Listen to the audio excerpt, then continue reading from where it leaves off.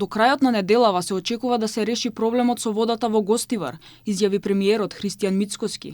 Според него, владата навремено е вклучена во надминувањето на кризата, иако надлежноста припаѓа на локалната самоуправа.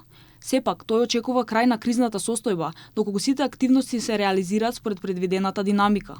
Јас очекувам до крајот на оваа недела да имаме технички исправна вода во Гостивар.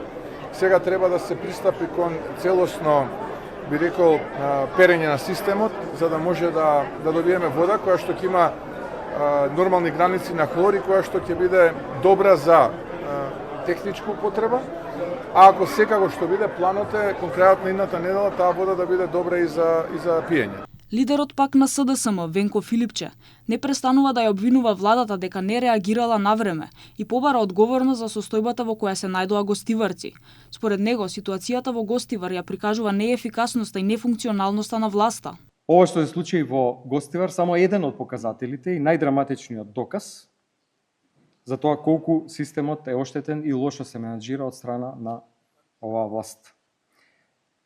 Основната функција на здравствениот систем, а тоа е да го штити здравјето на граѓаните, очигледно дека како функција е нарушена. Венко Филипче е последниот што има кредибилитет да зборува за состојбите во здравството.